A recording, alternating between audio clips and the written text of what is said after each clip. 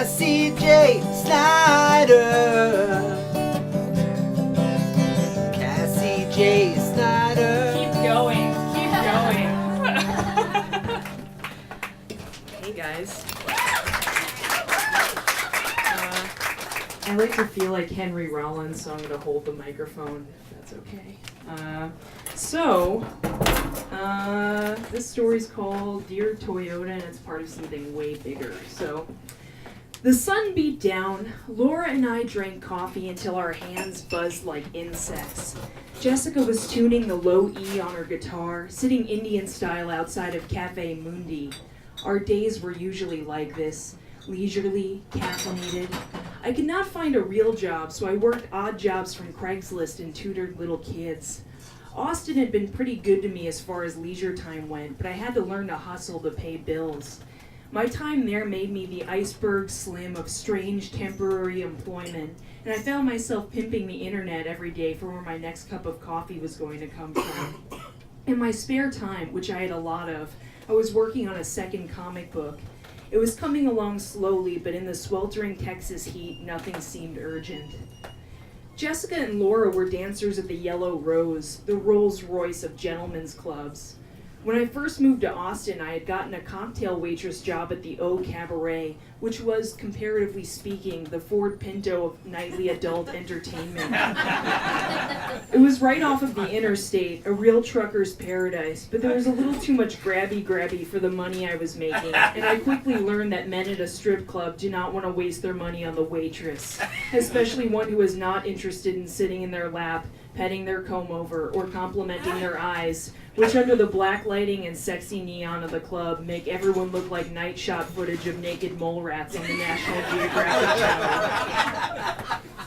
I worked at the O Cabaret for 3 days and made 2 friends there. A dancer named Jade who had just had a baby and took off before tipping out the management at the end of the night, and Jeremy, a friendly redneck who was, through some degree of separation and cousin fucking, related to the 80s pop singer Charlie Sexton, a name I recognized from record store dollar bins.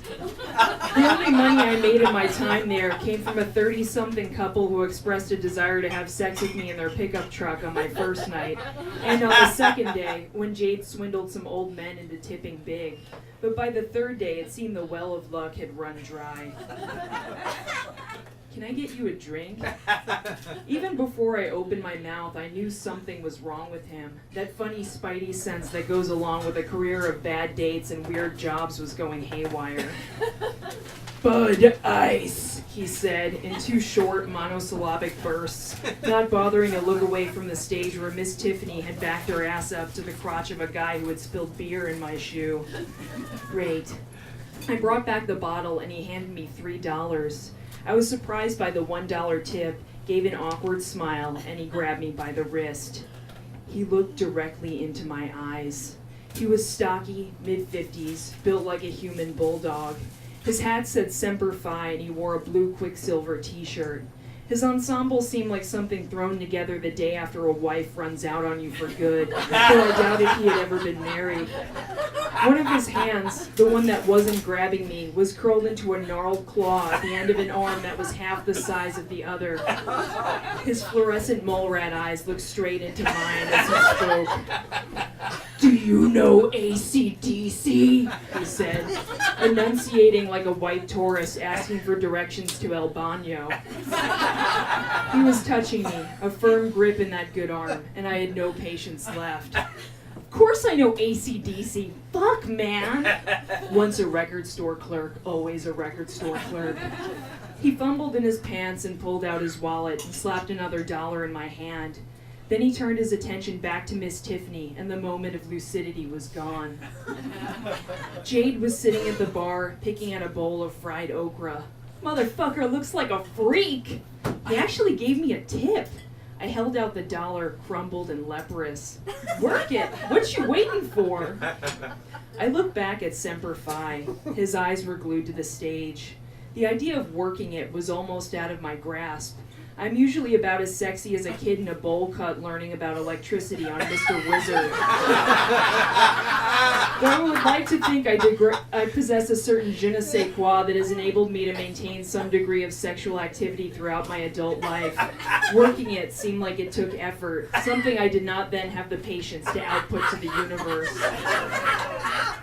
Semper Fi pounded his beer and mashed the empty on the table. Jade looked at me with a dare in her glittered eyes. I sashayed over to him, moving with the deliberate butt walk sexy people took on in R. Crumb comics. Bud Ice? I asked, as though I was too sexy to remember what he was drinking. Then I shifted my weight sexily from one beer-soaked shoe to the dry one. He grunted. I scampered like a gopher for another bottle. He pulled out a wad of singles. Do you like Motorhead? Yes, I said. It's a shame they don't play them here. Just Nelly and Girls, Girls, Girls. He put $4 in my hand.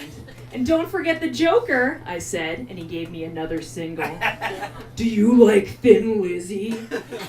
Sure, I've got a bad reputation too. Song reference, $2 more. 10 years after?